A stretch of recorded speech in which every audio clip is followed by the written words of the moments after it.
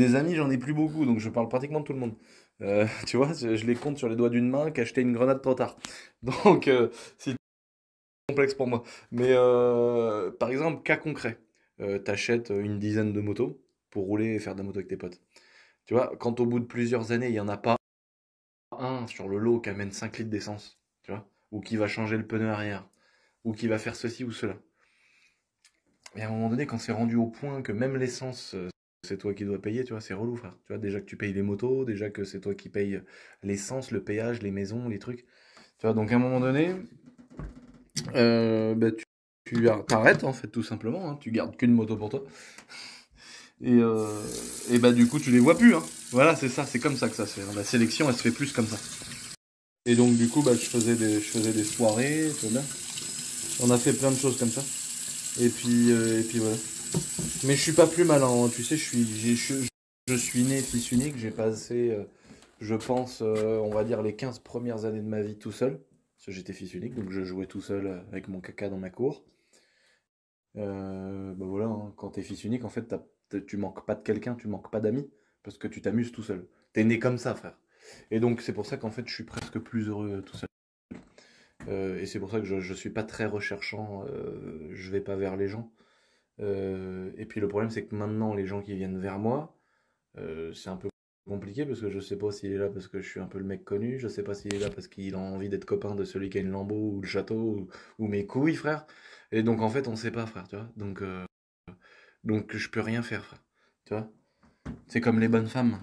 On sait pas si elles sont là pour quelque chose ou pas. Du coup, je les bouillave toutes. Au moins, je me pose plus de questions. Mais c'est compliqué. Tant autre chose, hein, parce qu'il faut pas dire tout le monde, machin. Il y a aussi des amis que je vois moins, en étant honnête, parce que bah, maintenant je travaille le soir, le week-end, quand je prends du temps pour moi le week-end, je m'en vais avec ma moto sur un terrain, tu vois, je vais pas taper une soirée. Ça fait très longtemps que j'ai pas fait une soirée. Donc, tu vois, le week-end, soit je me couche, je fais plus de grasse mat en fait. C'est-à-dire que si c'est le week-end et que je prends du temps pour moi, je me lève quand même tôt le matin pour aller faire de la bécane. Donc, voilà. Et puis sinon, le soir, bah, je peux pas trop. De temps en temps, je m'accorde une soirée avec un copain pour travailler sur un sujet et fumer une chicha en même temps, tu vois. Mais c'est ça que j'ai voulu. Je suis très content. Hein. Attention, hein. Je me plains pas, au contraire. Mais je dresse quand même un certain constat malheureux de voir que quand tu changes ou que tu évolues un petit peu dans certains milieux, le travail, l'argent, les machins, bon, il y a des gens, ça leur fait très mal.